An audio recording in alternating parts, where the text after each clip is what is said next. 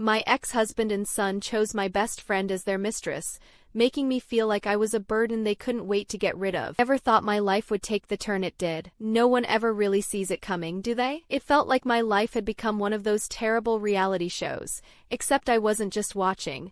I was the main character, and I had no idea how to stop it. Dave and I had been married for years. We weren't perfect, but we were supposed to be solid. That's what you think when you've shared so much of your life with someone. You expect them to always be there. I never saw any huge flashing warning signs. We weren't one of those couples that fought all the time or lived in constant tension. Our life wasn't extraordinary, but it was ours. And I thought it was enough. I thought I was enough. Then it all started to unravel. Dave grew distant. It happened so slowly at first that I didn't even notice. He'd stay late at work more often, or he'd be glued to his phone when he was home, brushing me off with the typical "I'm just busy." I believed him because that's what you do when you love someone. You trust them. I didn't want to believe that anything was wrong. But then the subtle changes became too hard to ignore. It wasn't just the late nights or the distracted conversations. It was the way he stopped looking at me. You know, when you've been with someone long enough, you can sense it? That shift, when someone stops seeing you the way they used to. It was like I had become invisible. What I didn't expect was who had stolen his attention. Sarah, my best friend, the one person I trusted as much as Dave, if not more. Sarah and I had known each other for years. She was the kind of friend who knew all my secrets,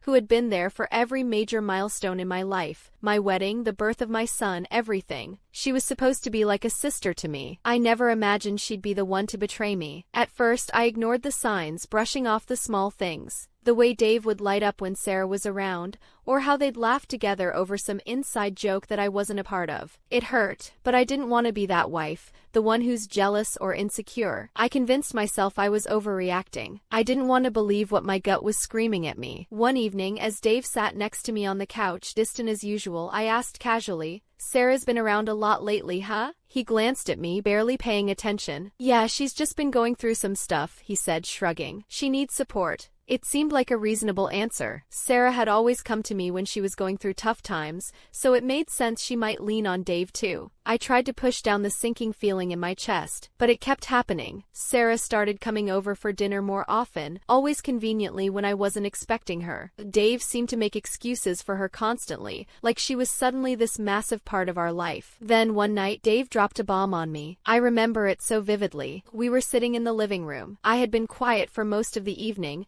my mind churning with suspicions that I didn't know how to voice. Dave was staring at his phone as usual. I finally worked up the nerve to ask, "What's going on with you and Sarah?" He didn't even look up. "I've been seeing her," he said, like it was the most normal thing in the world. For a moment, I couldn't breathe. It was like all the air had been sucked out of the room. I stared at him, waiting for him to laugh, to say it was some cruel joke. But he didn't. "What do you mean, seeing her?" My voice came out in a whisper, even though deep down I already knew. He finally looked at me, his face calm, detached. "We've been together for a while now." The words hit me like a physical blow. I felt like the ground had just been ripped out from under me, and I was free falling into some dark abyss. How could he just say it like that? So cold, so casual, like he was telling me what we were having for dinner. My mind raced with a million questions, but all I could manage to say was, "How could you?" Dave shrugged. "I'm happier with her. Happier with her. Like our entire marriage, the life we'd built together, our son. None of it mattered anymore." I wanted to scream, to hit him, to shake him and make him see what he was doing to me. But I couldn't move. I just sat there, numb, as he continued talking like it was no big deal. "I didn't want you to find out like this," he said, his voice emotionless. "But it is what it is." That phrase, "it is what it is," like the destruction of my life was some inevitable, unavoidable event. I stared at him, feeling like I was in a nightmare I couldn't wake up from. But that wasn't the worst part. The worst part came when my son, Tyler, turned on me too. Tyler had always been my world. From the moment I held him in my arms, I knew I'd do anything for him. Every decision I made, every sacrifice, was for him. But now my sweet, innocent little boy had grown into a teenager who looked at me with contempt. He idolized Dave, and by extension, Sarah. In his eyes, I was the villain in a story where Dave and Sarah were the heroes. "Mom, you're overreacting," Tyler said one day when I tried to talk to him about what was happening. "Sarah's cool. You should just be happy for Dad." Happy? How was I supposed to be happy when my husband had left me for my best friend, and my son thought it was perfectly fine? Tyler didn't understand. He didn't see the betrayal the way I did. To him, Sarah was this fun, easygoing person, and I was just there. "You're always in a bad mood," Tyler said one evening, rolling his eyes at me when I tried to make conversation. Maybe if you weren't so uptight all the time, Dad wouldn't have left. Those words cut deeper than anything Dave had said. Tyler was my baby, the person I had poured all my love into, and now he was blaming me. I felt like I was losing him, too. Every day it was something new. He'd snap at me, brush me off, or worse, side with Dave and Sarah. The comments about my appearance started soon after. Maybe if you took better care of yourself, Dave said one morning, his eyes sweeping over me with disdain, you wouldn't look so tired. I knew what he meant. Sarah, with her perfect hair and perfect makeup, had become the standard that I was now expected to meet. But I couldn't. I didn't want to. I was exhausted, emotionally drained, and I didn't have the energy to pretend everything was okay. Tyler wasn't any better. Why don't you try dressing like Sarah? Maybe you'd look decent for once, he'd say, his voice dripping with sarcasm. I couldn't believe how far my relationship with my son had deteriorated. I was the bad guy in my own home, the one place where I was supposed to feel safe. The final straw came one night when Dave brought Sarah over for dinner, not as my best friend, but as his girlfriend. I can still remember the way they sat on the couch, laughing and talking like nothing was wrong, like they hadn't just torn my life apart. Tyler sat between them, his face lit up with admiration for Sarah, like she was some sort of goddess. I felt like I was suffocating. I couldn't take it anymore. I couldn't stand to watch them play house in my living room, in the home that was supposed to be mine. That night, after they left, I packed my things. I didn't know where I was going, but I knew I couldn't stay there. Leaving wasn't easy. I cried for days, feeling like I had lost everything. My husband, my best friend, my son. I didn't know how to move forward. For the longest time, I felt like I was drowning in my own pain,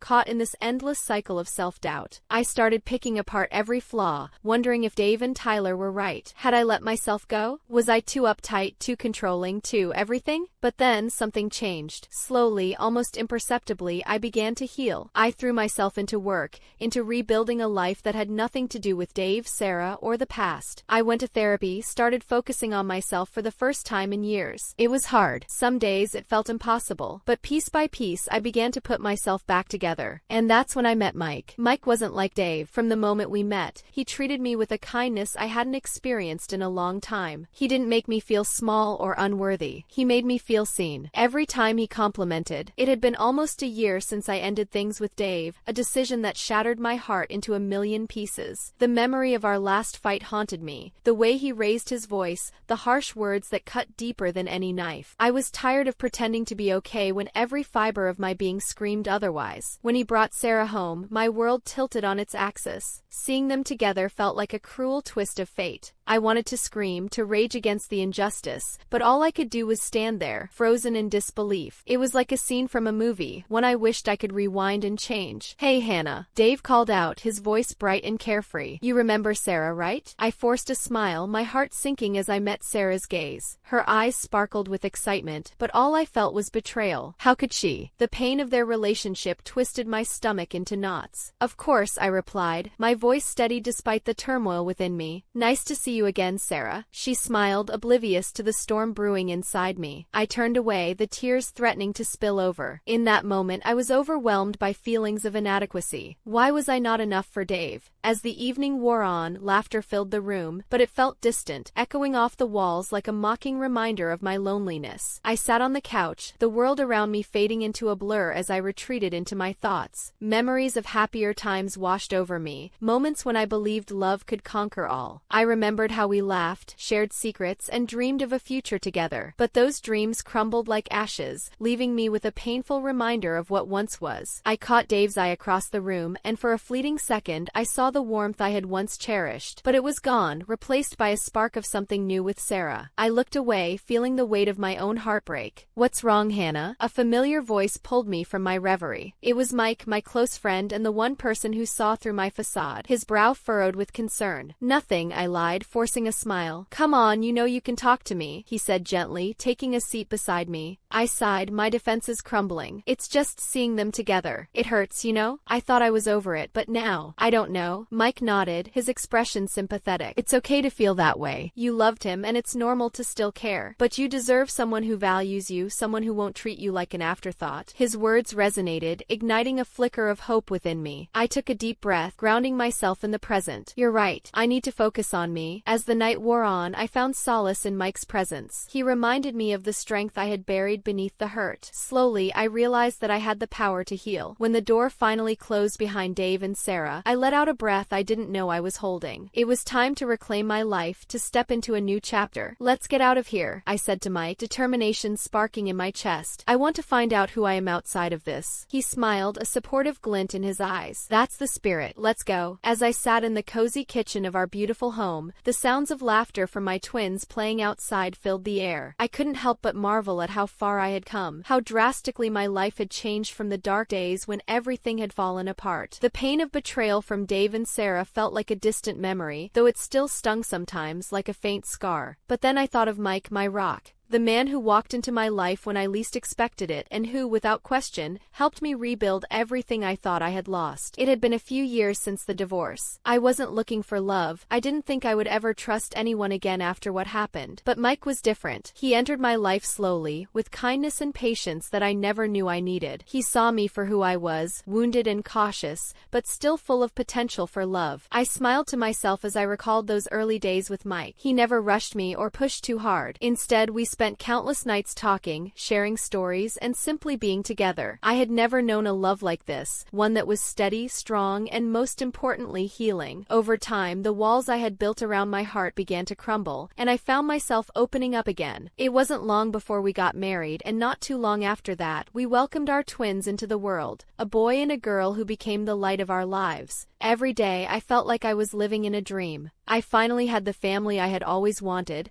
and for the first time in years, I felt whole again. But then, out of nowhere, Dave reached out. It had been years since we'd spoken, only interacting when it came to our son Tyler. The last thing I ever expected was to hear from him, but when I picked up the phone and heard his voice, my heart skipped a beat. He wanted to talk. He told me that he and Sarah had divorced, and that everything had fallen apart after I left him. Apparently, the carefree, fun woman Sarah pretended to be had turned out to be a facade. She had drained Dave both financially and emotionally, leaving him broken. "And Tyler?" I had asked cautiously, my heart racing. I wasn't sure I wanted to know. "He's been distant," Dave admitted, his voice heavy with regret. "He's finally starting to see Sarah for who she really is." Hearing that made my heart ache. As much as I had tried to move on, the thought of my son distancing himself from Sarah was bittersweet. I had always hoped that one day Tyler would come back to me, that he would see how wrong things had been. And now, after years of separation, it seemed like that time had finally come. But I could not forget the things Sarah had done after she and Dave separated. According to Dave, Sarah had turned into a manipulative figure, often planting seeds of doubt in Tyler's mind about his father. She would tell Tyler stories about how Dave had been the one to end their family, painting him as the villain. "He didn't love you enough to keep our family together," she would say, twisting the knife further each time. After Sarah heard the news about Dave's financial struggles, she immediately ran to her mother for support. Her mother, always eager to take her side, encouraged Sarah to exploit Dave's weaknesses. "You need to make sure he knows who's in control now," she urged. With her mother's help,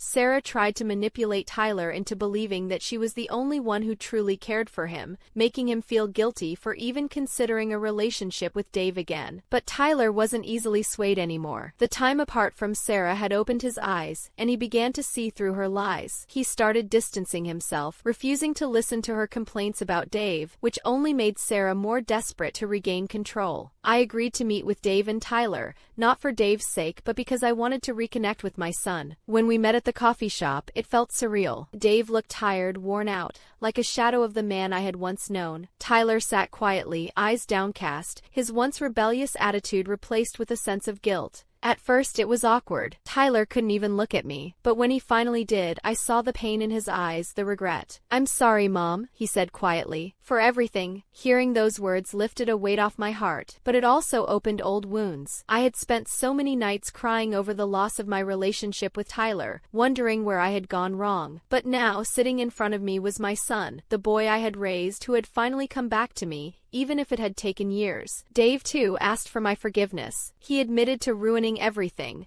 making the worst decision of his life by leaving me for Sarah. He even hinted at wanting to reconcile, to make things right between us. But I had already moved on. There was no part of me that wanted to go back to that life. I told him as kindly as I could, though I could see the hurt flash in his eyes. There was no room for Dave in the life I had built with Mike. I had finally found real happiness and there was no going back. Things took an unexpected turn a few weeks later when I ran into Sarah at a lavish business event Mike had invited me to. The venue was elegantly decorated, with crystal chandeliers hanging from the ceiling and soft music playing in the background. As I scanned the crowd, my heart sank when I spotted her. Sarah stood across the room, her presence as bold as ever, but there was something off about her. She looked different, aged perhaps. The confidence that once radiated from her was now tainted by a shadow of desperation. "Isn't that Sarah?" I whispered to Mike, who was beside me, sipping his drink. "Yeah, it is," he replied, a hint of annoyance creeping into his voice. I thought I'd seen the last of her. Memories of betrayal and hurt flooded back, her laughter echoing in my mind as she flaunted my life, my husband, my family. It felt surreal to see her standing alone, clearly out of place in this crowd of successful professionals. "She looks lonely," I remarked, half in disbelief. Mike glanced over at her, his brow furrowing. "After everything that happened, I can't say I feel bad for her. She made her choices." As if sensing our gaze, Sarah turned and caught my eye. A flicker of surprise crossed her face, quickly replaced by a smirk that was all too familiar. She strutted over, her heels clicking against the polished floor. "Well, if it isn't the woman who couldn't keep her man," Sarah sneered, her eyes darting to Mike. "I see you've found someone to take care of you now. How sweet." I forced a smile, feeling the tension in the air. "Funny seeing you here, Sarah. I didn't know you were still in the area." Her laugh was sharp, like glass. "Oh, I move in different circles now. Not that you would know anything about that." Mike stepped forward, his protective instincts kicking in. "Sarah, I think it's best you keep your distance. We're not interested in your games." "Oh, but Mike," she purred, leaning in closer. "I've heard so much about you. A successful businessman, how charming. I bet you enjoy the finer things in life." She batted her eyelashes exaggeratedly, clearly trying to provoke me. I could feel my blood boiling, but I forced myself to remain calm. "You know, Sarah, you should really be careful about what you say. Your past has a way of catching up with you." Her expression faltered for a moment, but she quickly masked it with another laugh. "Oh, please, what are you going to do? Cry about it? You already lost everything that mattered. And look at you now, just another trophy wife." I took a deep breath, remembering the strength I had gained over the years. "Actually, I found more than I ever lost. I have a beautiful life, a loving husband, and the family I always wanted. Meanwhile, it looks like life has been less kind to you." I glanced around, noting the emptiness in her eyes as the people around her kept their distance. For a moment, I felt a strange sense of satisfaction. I had spent years imagining how I would confront her if I ever had the chance, and here I was, holding my own. "Nice try, Hannah," she shot back, crossing her arms. "But you're only pretending. We both know that Mike is just a distraction for you." "Not a distraction, Sarah. A partner," Mike interjected firmly. "Unlike you, he doesn't need to play games to feel good about himself." "Games? Is that what you think this is?" She chuckled, but there was a tremor in her voice. "You should be careful, Mike. One day you'll wake up and realize she's not the girl you thought she was." "Sarah, I think you're mistaking me for someone who cares about your opinion," I replied, my voice steady. "I've moved on and I'm happy. Maybe you should do the same." With that, I turned my back on her, linking my arm with Mike's. The warmth of his presence calmed the storm brewing inside me. We stepped away from her, the murmurs of the crowd fading into the background. "Are you okay?" Mike asked softly, concern evident in his eyes. "I am now," I said, leaning my head against his shoulder. "I just never thought I'd get that moment. I always pictured myself yelling at her, but I think this is better. I realize she's not worth my energy." "You've grown so much, Hannah," Mike said, a proud smile lighting up his face. "I'm so glad we're on this journey together." As we walked away, I felt lighter,